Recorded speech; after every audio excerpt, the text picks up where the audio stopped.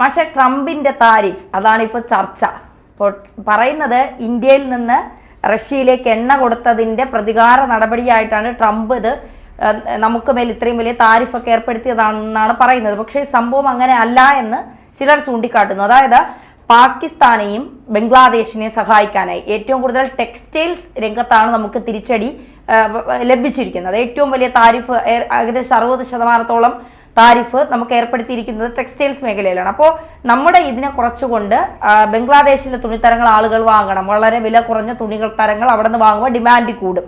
അപ്പോൾ അതനുസരിച്ച് ബംഗ്ലാദേശിനെയും ഏറ്റവും കൂടുതൽ അരി ഇന്ത്യയും പാകിസ്ഥാനിൽ നിന്നുമാണ് വാങ്ങുന്നത്, ബസുമതി റൈസ്. അത് ഇന്ത്യയിലേക്ക് ബസുമതി റൈസിന് 60%ആണ് ഇന്ത്യയുടെ താരിഫ്. പക്ഷെ പാകിസ്ഥാന് താരിഫില്ല.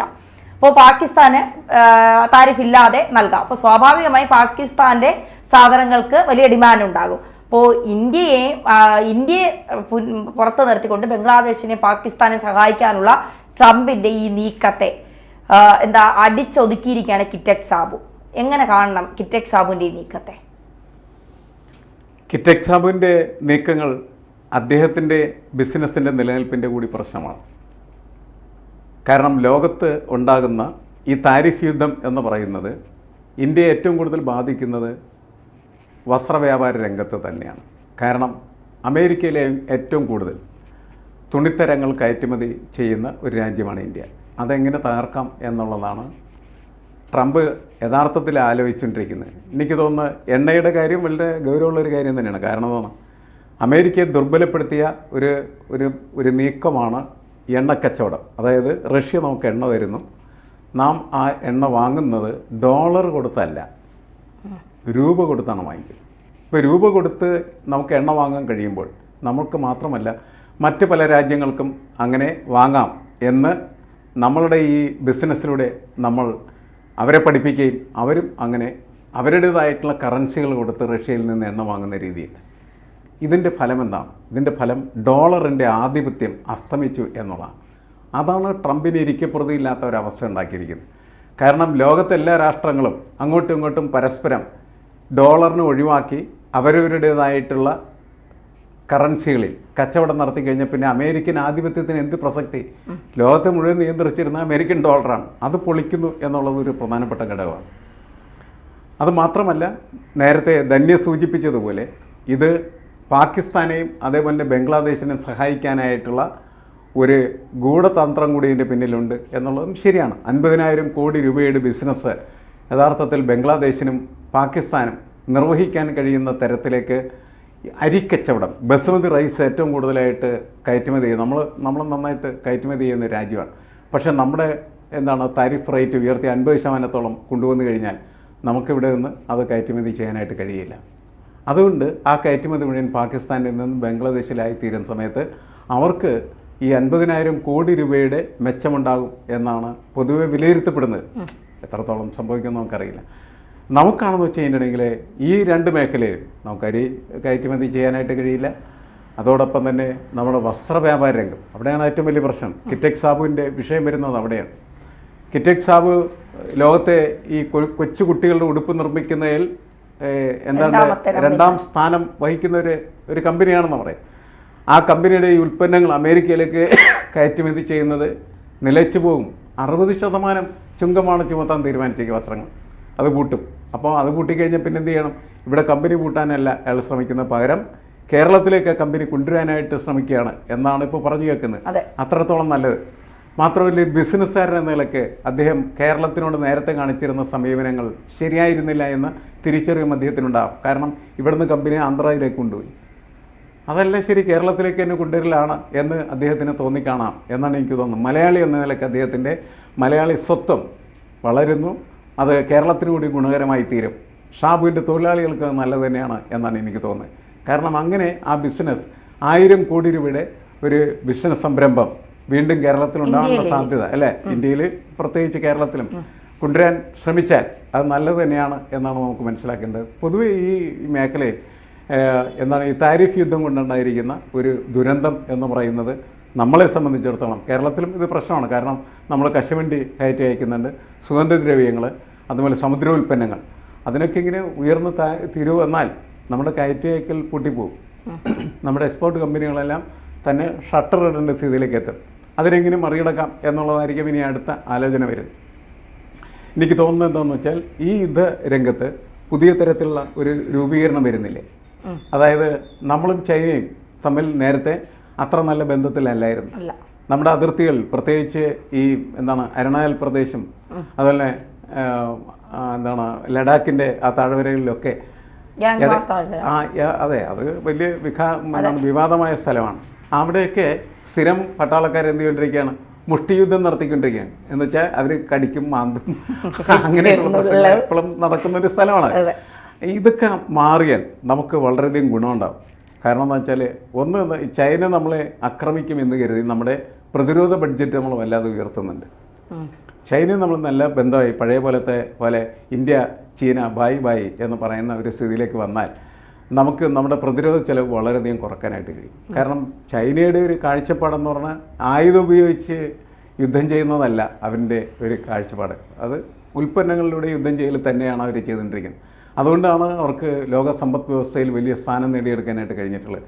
അമേരിക്ക ഇപ്പോഴും യുദ്ധം ചെയ്യാനായിട്ട് നടക്കുകയും ആളുകളെ കൊണ്ട് യുദ്ധം ചെയ്യിപ്പിക്കുകയും യുദ്ധോപകരണങ്ങൾ വിൽപ്പന നടത്തുകയും ചെയ്യുന്ന ഒരു രാഷ്ട്രമായിട്ട് നിൽക്കുമ്പോൾ ചൈന അതിന് പകരമായിട്ട് മറ്റുൽപ്പന്നങ്ങൾ നിർമ്മിച്ച് വളരെ വിലക്കുറച്ച് അതെല്ലാ സ്ഥലത്തും വിറ്റഴിച്ച് വലിയ തരത്തിൽ വിപണി ഉണ്ടാക്കി സമ്പത്ത് കുന്നുകൂട്ടുന്ന തരത്തിലേക്ക് മാറിക്കൊണ്ടിരിക്കുന്ന ഒരു രാഷ്ട്രമാണ്.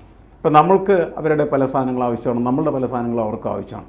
നമ്മൾ തമ്മിലുള്ള ഈ പരസ്പര ബിസിനസ് വർദ്ധിപ്പിക്കാൻ സഹായിക്കുന്ന ഒരു പുതിയ നീക്കം ഇപ്പോൾ നടക്കുന്നു. കാരണം എന്ന് വെച്ചാൽ ചൈനയിൽ നിന്ന് അവരുടെ പ്രധാനപ്പെട്ട ആളുകളെല്ലാം നമ്മളുടെ അടുത്ത് വന്ന് നമ്മളെ അങ്ങോട്ട് ക്ഷണിച്ച് കഴിഞ്ഞിരിക്കുന്നു.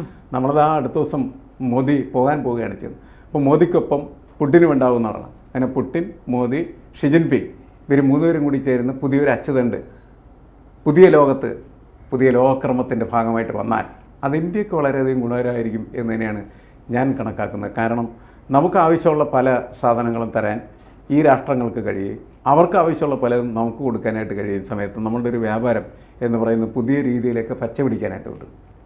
അങ്ങനെ നമ്മൾ ലോകത്തിൻ്റെ ഏറ്റവും മികച്ച സമ്പദ് വ്യവസ്ഥയിലേക്ക് കടക്കാൻ പറ്റുന്ന രാഷ്ട്രമായിട്ട് മാറും. കാരണം പുതിയ ലോകത്തെ നിർമ്മിക്കുന്നത് ഉപഭോക്താക്കളാണ്. ലോകത്ത് ഏറ്റവും കൂടുതൽ ഉപഭോക്താക്കളുള്ള രണ്ട് രാഷ്ട്രങ്ങളാണ് ചൈനയും അതേപോലെ ഇന്ത്യയും. ഈ രണ്ട് രാഷ്ട്രങ്ങളും ഒരുമിച്ച് ചേരുന്നു. അതിനൊപ്പം ആവശ്യമായിട്ടുള്ള അസംസ്കൃത വസ്തുക്കളുടെ ഒരു സപ്പോർട്ടുള്ള റഷ്യയും കൂടി ഒരുമിച്ച് ചേർന്നാൽ പിന്നീട് ഈ അമേരിക്കൻ ശക്തി എന്ന് പറയുന്നത് നമ്മളെ ഭീഷണിപ്പെടുത്തുന്ന ഒന്ന് അല്ലാതെ മാറാനുള്ള സാധ്യത വളരെ കൂടുതലാണ്. ട്രംപ് കളിക്കുന്ന ഈ കളി കൈവിട്ട കളിയാണ്. ശരി, ഒരിക്കലും ഇന്ത്യയുമായിട്ട് ഗുസ്തിക്ക് വരേണ്ട കാര്യം അങ്ങേർക്കില്ല, ആവശ്യമില്ല. കാരണം മൈ ഫ്രണ്ട് എന്നൊക്കെ പറഞ്ഞ് ഈ മോദി എങ്ങനെ കെട്ടിപ്പിടിച്ച് നടന്ന മനുഷ്യന് ഒരു ദിവസം കച്ചവടത്തിൻ്റെ പേരിൽ അറുത്ത കൈക്ക് ഉപ്പ് വെക്കാത്ത തരത്തിലുള്ള സമീപനങ്ങളെടുത്ത് ഇന്ത്യക്കെതിരെ ഉപദ്രവകരമായിട്ടുള്ള നിലപാടുകളെടുത്ത് മുന്നോട്ട് പോവുകയാണ് ചെയ്യുന്നത്. അതിൻ്റെ ഒരു ദോഷം എനിക്ക് തോന്നുന്നത് അമേരിക്കൻ വിപണിയിൽ ഇപ്പോൾ തന്നെ ഉണ്ടായിക്കഴിഞ്ഞിരിക്കുകയാണ് ചെയ്യുന്നത്. പക്ഷേ ഈ കിറ്റെക്സ് സാബുവിൻ്റെ തുണിത്തരങ്ങൾ എന്ന് പറയുന്ന എല്ലാ മാനദണ്ഡങ്ങളും പാലിച്ചുകൊണ്ട്, പ്രത്യേകിച്ച് നവജാത ശിശുക്കൾക്കുള്ള തുണികളാണ്, എല്ലാ മാനദണ്ഡങ്ങളും പാലിച്ചുകൊണ്ട് കൃത്യമായി വർഷങ്ങളായി അദ്ദേഹം അമേരിക്കയിൽ ബിസിനസ് നടത്തുന്ന ഒരാളാണ്. പെട്ടെന്ന് ഈ താരിഫിൻ്റെ പ്രശ്നം പറഞ്ഞാൽ അവിടെ നിന്ന് ഇന്ത്യയിലേക്ക് ഇത് കൊണ്ടുവരുമ്പോൾ അമേരിക്കയ്ക്ക് ഇത് വലിയ തിരിച്ചടിയാകില്ല. കാരണം ബംഗ്ലാദേശിൻ്റെ ഉൽപ്പന്നങ്ങളെന്ന് പറയുമ്പോൾ അത്രത്തോളം ക്വാളിറ്റി ഇല്ലാത്ത കുറഞ്ഞ വിലയ്ക്ക് വില മാത്രമേ കുറവുള്ളൂ, പക്ഷേ ക്വാളിറ്റിയുടെ കാര്യത്തിൽ ഒട്ടും മാനദണ്ഡങ്ങൾ പാലിക്കാത്ത ഒരു രാജ്യം കൂടിയാണ് ബംഗ്ലാദേശ്. അപ്പോൾ അത് അമേരിക്കയുടെ ടെക്സ്റ്റൈൽ രംഗത്തൊരു തിരിച്ചടിയാകില്ലേ? അല്ല, അമേരിക്കയ്ക്ക് ടെക്സ്റ്റൈൽ രംഗത്ത് മാത്രമല്ല, കൺസ്യൂമർ ഐറ്റംസിൻ്റെ കാര്യത്തിലൊക്കെ തന്നെ അവർക്ക് വലിയ തിരിച്ചടികൾ ഉണ്ടാകും എന്നാണ് ഞാൻ കണക്കുന്നത്. പ്രോക്ടർ ആൻഡ് ഗാമ്പിൾ എന്ന് പറയുന്ന വളരെ വിഖ്യാതമായിട്ടുള്ള ഒരു കമ്പനിയെക്കുറിച്ച് കേട്ടിട്ടില്ലേ?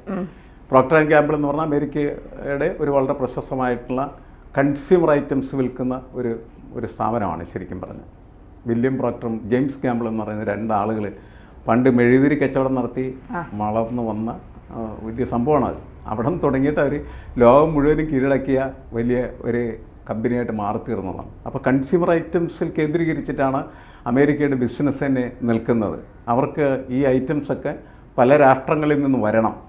നേരത്തെ അവരുടെ ഈ താരിഫ് റേറ്റൊക്കെ എന്ന് പറഞ്ഞിട്ടുണ്ടെങ്കിൽ അതിനെ പ്രോത്സാഹിപ്പിക്കുന്ന തരത്തിലായി, ഇപ്പോൾ അത് നിരുത്സാഹപ്പെടുന്ന തരത്തിലായി. കിറ്റെക്സ് സാബുവിൻ്റെ ഉൽപ്പന്നങ്ങളോട് വിറ്റഴിക്കാനായിട്ട് കിറ്റെക്സ് സാബുവിന് കഴിയാതിരിക്കുന്ന സമയത്ത് കിറ്റെക്സ് സാബുവിന് മാത്രമല്ല തിരിച്ചടി ഉണ്ടാകുന്നത്, അമേരിക്ക കൂടി തിരിച്ചടി ഉണ്ടാകുന്നുണ്ട്. കാരണം അമേരിക്കൻ വിപണിക്ക് ആവശ്യമുള്ള ക്വാളിറ്റിയുള്ള ഉൽപ്പന്നങ്ങൾ കിട്ടാനായിട്ട് പ്രത്യേകിച്ച് ഈ വസ്ത്ര വ്യാപാര രംഗത്ത് അതിൻ്റെ സാധ്യത അവർക്ക് നഷ്ടമാണ്. കാരണം ഇന്ത്യ അതിൽ മികച്ച ഫോമിൽ നിൽക്കുകയാണ്. നമ്മളെ ഈ എന്താണ് അരവിന്ദ് പോലെയുള്ള കമ്പനികൾ, പ്രത്യേകിച്ച് നമ്മൾ ഈ ജീൻസൊക്കെ നിർമ്മിക്കുന്നതായിട്ടുള്ള ആ പ്രോഡക്റ്റുകളൊക്കെ ഇന്ത്യയിൽ നിന്ന് ചെന്നില്ല എങ്കിൽ അമേരിക്കയ്ക്കത് കണ്ടെത്താനായിട്ട് സാധ്യത കുറവാണ്.